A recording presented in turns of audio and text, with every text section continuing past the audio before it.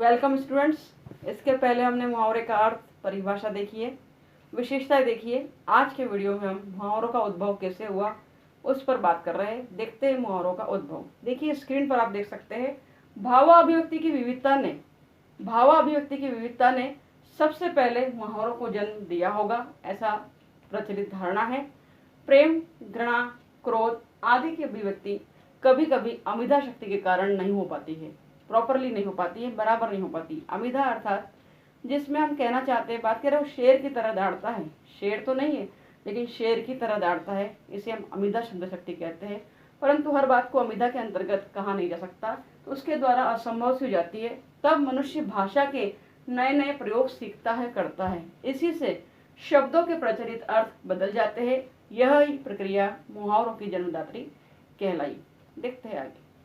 मुहावरे के उद्भव के विषय में जो आगे हम बात कर रहे हैं उसमें कहा जाता है कि भाषा में मनोवेग या मनोभाव से संबंधित मुहावरे इसलिए अधिक है, मनोभाव से संबंधित मुहावरे इसलिए अधिक है क्योंकि उनकी अभिव्यक्ति में अनेक प्रकार के प्रयोग किए गए हैं या किए जाते हैं। उदाहरण के लिए दांत पीसना, आग बबूला होना, लाल पीला होना इत्यादि।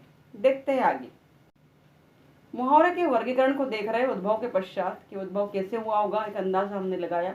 अब वर्गीकरण कितने प्रकार से मुहावरों का वर्गीकरण किया गया है देखते हैं। मुहावरों का एक व्यापक संसार है स्टूडेंट्स, व्यापक संसार है। पौराणिक संदर्भों, लोक व्यवहारों, मनोभावों, प्राकृतिक गति चक्रों को व्यक्त करने वाले मुहावरे बहुत अधिक संख्या में प्रचलित है या पाए जाते हैं। इनका इस प्रकार वर्गीकरण किया गया है, देखते हैं।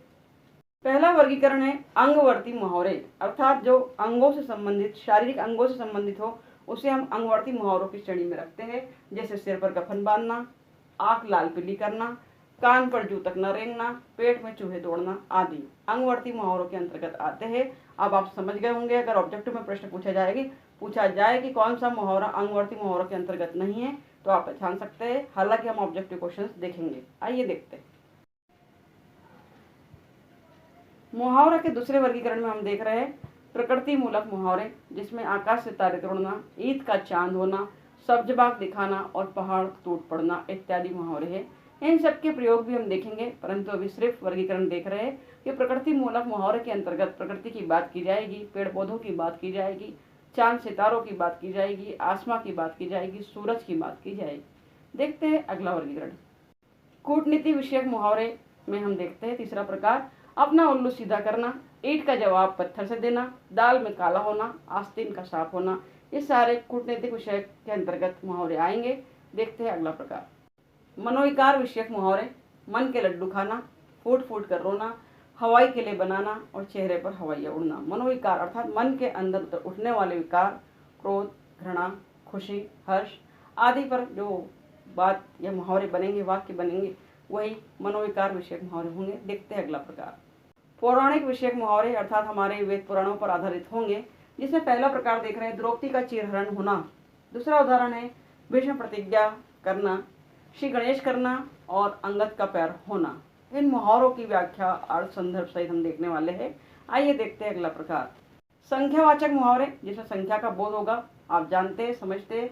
एक ही थैली के चट्टे बट्टे होना, 2 टके की बात करना, 5 उंगलियां घी में होना और 9 2 11 होना संख्यावाचक मुहावरों का वर्गीकरण है। लोक व्यवहार विषयक मुहावरे, बहती गंगा में हाथ धोना, जो हमको लोक में अर्थात दुनिया में, संसार में व्यवहार करने की प्रक्रिया को समझाते हैं, उसे हम कहते हैं लोक व्यवहार विषयक मुहावरे। बहती गंगा में हाथ धोना, अपना उल्लू सीधा करना, गड़े मुर्दे उखाड़ना, टोपी उछालना आदि लोक व्यवहार विषयक मुहावरे कहलाएंगे। देखते हैं इसका अगला प्रकार। अगला वर्गीकरण देख रहे हैं उपालभ्य विषयक मुहावरे, अर्थात जब किसी का उपहास या मजाक उड़ाने की बात की जाए तो वहाँ उपालभ्य विषयक मुहावरे होते हैं। चूड़ियाँ पहनना, हम कहते हैं कई बार व्यवहार में, कह रहे उसने चूड़ियाँ पहन रखी है, अर्थात वो डरपोक है, वो घर से बाहर नहीं निकलेगा। चूड़ियाँ पहनना उपालभ्य, हम उसका उपहास उड़ा रहे, कह रहे वो तो लड़की के समान है, उसने चूड़ियाँ पहन कर रखी है।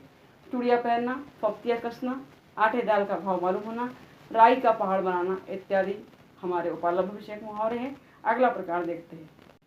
और अंतिम वर्गीकरण मुहावरे का हम देख रहे हैं, इसके अंतर्गत वर्गीकरण में दिया गया है विविध विषयक मुहावरे।